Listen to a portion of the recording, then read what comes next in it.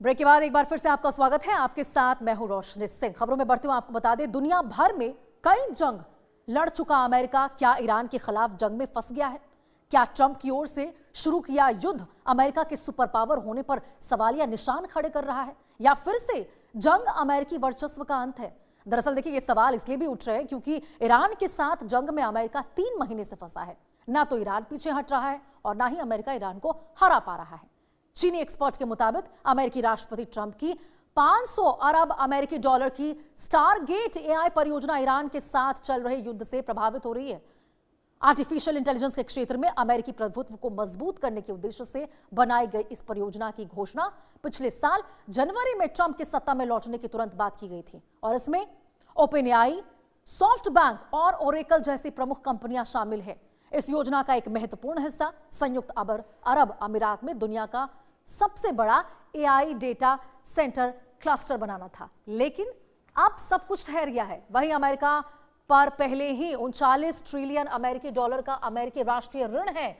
इस युद्ध की अनुमानित जो 50 अरब डॉलर है अमेरिकी डॉलर, उसकी लागत अमेरिका की खोखली अर्थव्यवस्था पर भारी बोझ डालेगी।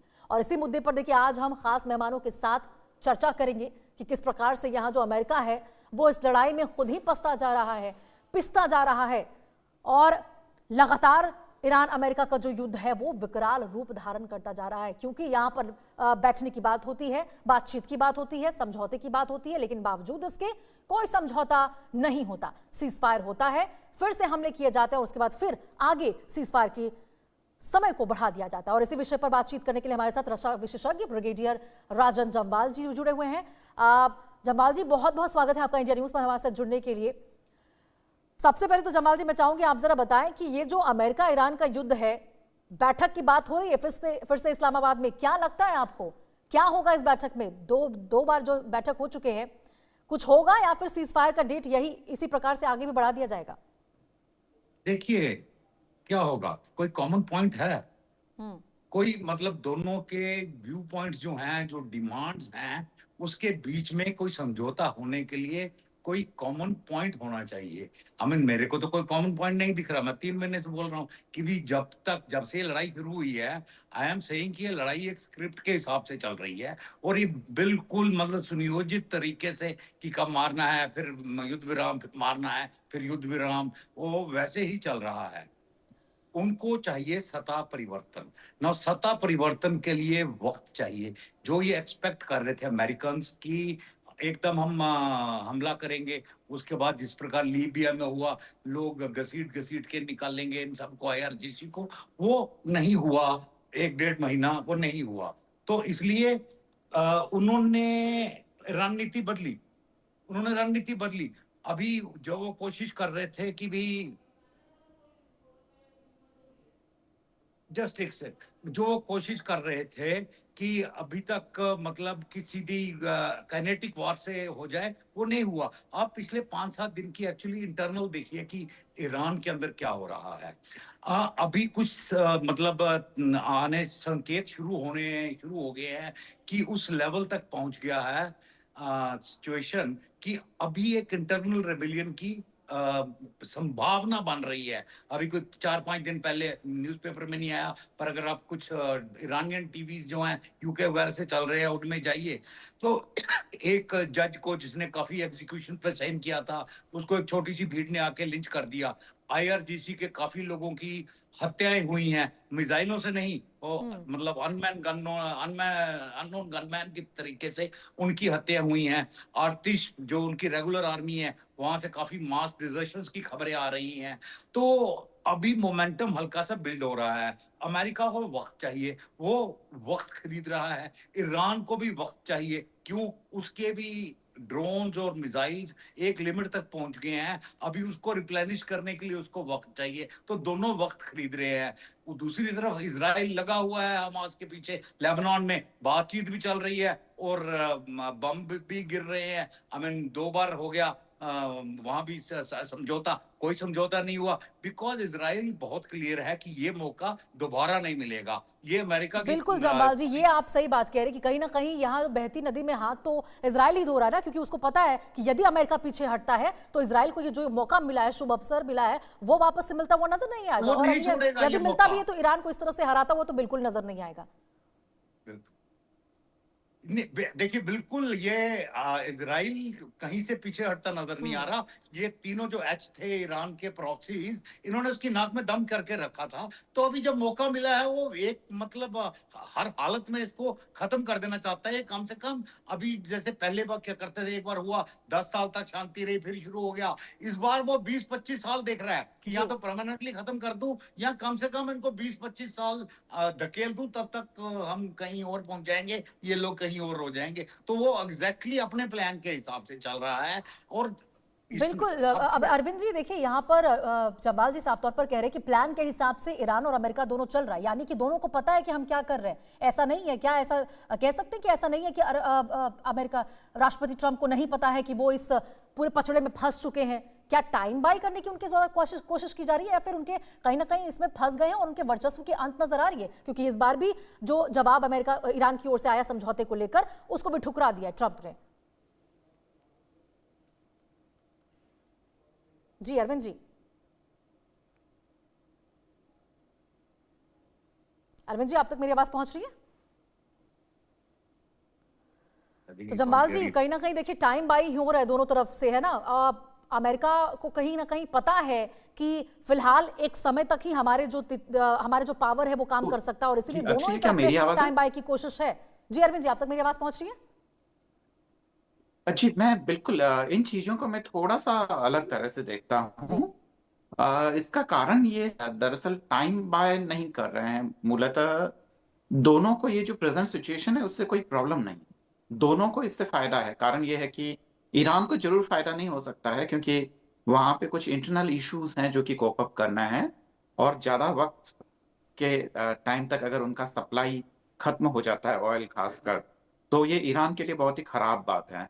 पर सब कुछ इस पूरी लड़ाई की जैसे कि पहले ही दिन से तय था कि यूनाइटेड स्टेट के हाथ में है सारी कुछ डोरियां। प्रेसिडेंट ट्रम्प जब चाहें इस लड़ाई को खत्म कर सकते हैं, और अभी यूनाइटेड स्टेट को कोई खास फायदा नजर नहीं आ रहा है। भारत के लिए भी बहुत समस्या है। पीएम मोदी साहब ने भी जब दक्षिण में थे तो उन्होंने एक बयान दिया है, और शायद ये हमारी जो गैस की कीमतें जो हम वैसे सब्सिडी तो वैसे भी खत्म करते जा रहे हैं धीरे धीरे, पर पेट्रोल की कीमतें भी आगे आने वाले समय में बढ़ सकती है। मोदी साहब के बयान से ऐसे लग रहा है। तो अमेरिका के लिए ये सिचुएशन बहुत ही फायदेमंद है। उनको ये लगता है कि अगर ऐसा रहेगा तो चीन और भारत के लिए प्रॉब्लम खड़ी होगी, ईरान की पूरी इकोनॉमी बर्बाद हो जाएगी, और उसका जो बेनिफिट हो रहा है वो अमेरिका को हो रहा है। तो इन सब चीजों की वजह से प्रेसिडेंट ट्रंप नहीं चाहते हैं कि वो करें, और वो लड़ना भी नहीं चाहते हैं क्योंकि लड़ने पे उनके लिए बहुत सारी प्रॉब्लम शुरू हो जाएगी।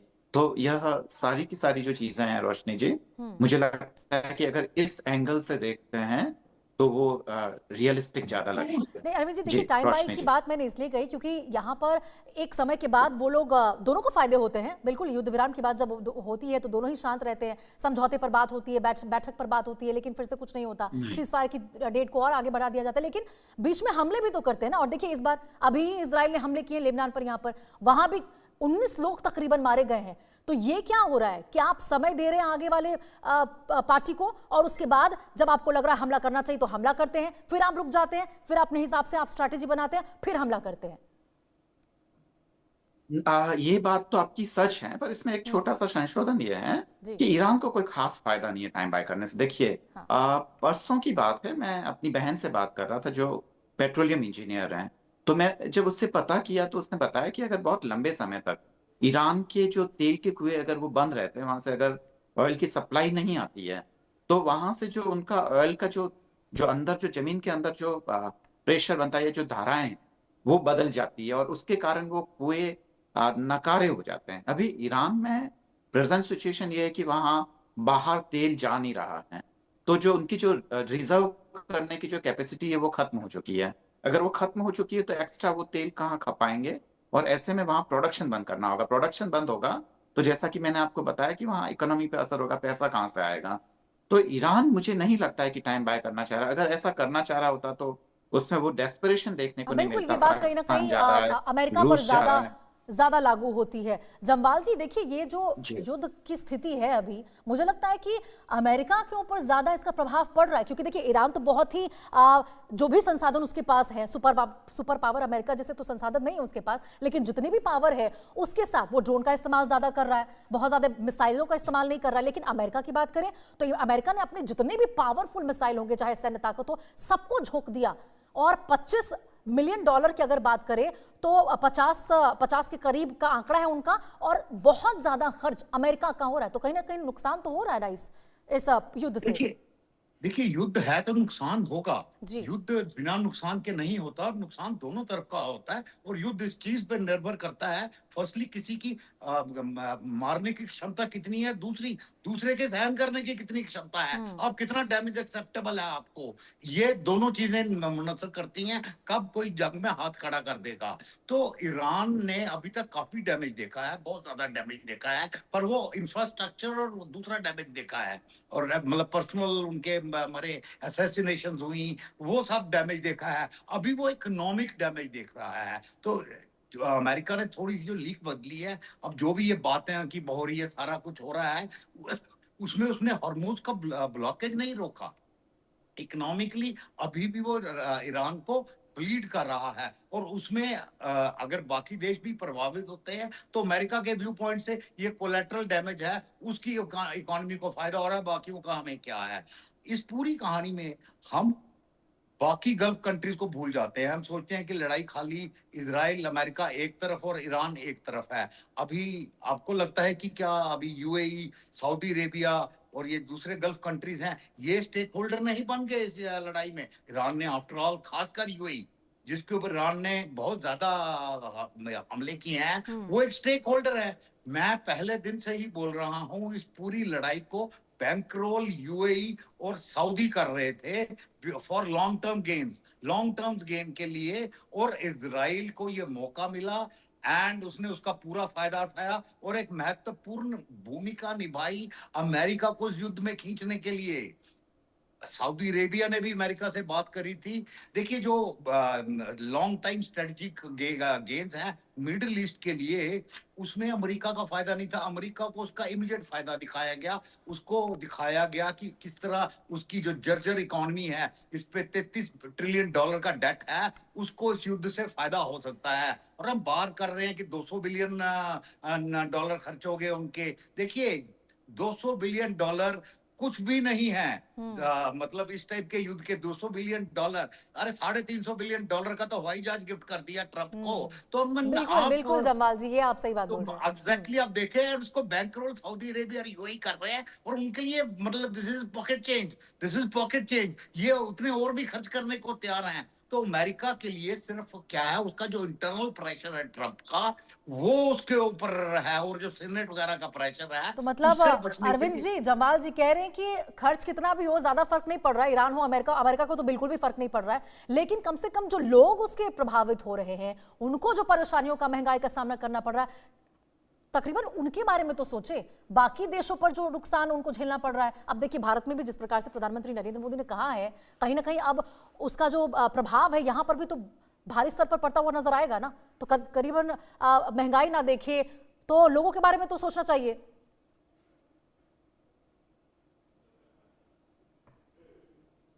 जी बिल्कुल, जो ज्यादातर जो एक्सपर्ट्स हैं उन्होंने पहले ही कहा था कि भारत की इस लड़ाई को बर्दाश्त करने की जो क्षमता है वो 4 से 5 महीना है मैक्सिमम। उसके बाद में हमें कुछ ना कुछ ऐसे उपाय उठाने होंगे।